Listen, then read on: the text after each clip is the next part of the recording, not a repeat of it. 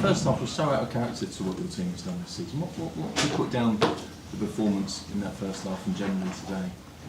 I think especially 15 minutes of the first half. I saw also parts before we conceded the second one. Normal parts for us. So I saw some very good build-up situations, the way we positioned ourselves. So it wasn't 45 minutes of disaster. But the errors we made, I think, is something we're not used to. And that's something different than playing poorly, in my opinion.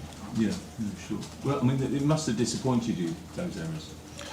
Yes, of course, but not only me, the players themselves, the teammates, the fans, it disappoints us all. But one of the reasons why we are in the position we are in is we don't make a lot of mistakes, and if we do, players try to make up for them. Now, this is also what we tried to do with the second goal, but unfortunately, instead of the ball being deflected going in behind, it went into goal. So this can happen, especially if you play a good team like Fulham.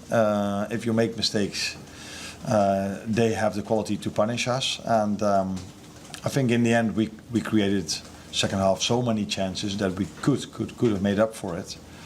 But we lacked time. We lacked time, especially in the end, because in the first 20 minutes in the second half it didn't feel to me as if we could score a goal. But in the last 20-25 minutes I think it was clear for everyone that we could score the first. That's why actual playing time wasn't the most in the last 25 minutes. Given the advantage that we obviously had going into this game, do you think there was a bit of complacency in the first half, or do you think it was just errors?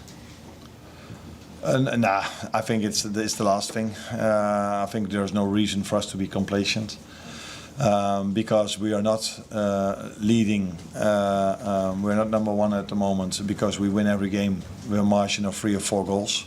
I think everyone that has seen our games, it takes us so much effort, so much hard work. To win games of football, combined with quality, of course. But yeah, the team that won the league the last 4 seasons were already 3-0 up at halftime every single game almost they played, and that's not the way it is for us. So we are fully aware of the fact that we have to compete for 7 now it is, I think, 7 more games. We saw it on Wednesday when we played Everton. It was a close call. Today was a close call, and many times we've been on the right side. Today we were on the wrong side, mainly because of the errors we made. There was a couple of moments of uncertainty with Virgil van Dijk. It probably has been in the last couple of games. Does that come with the territory of being this late in the season, or is it something you could probably look in deeper and criticise? I mainly give credit to other players as well. So if you look at Beto, he's not the first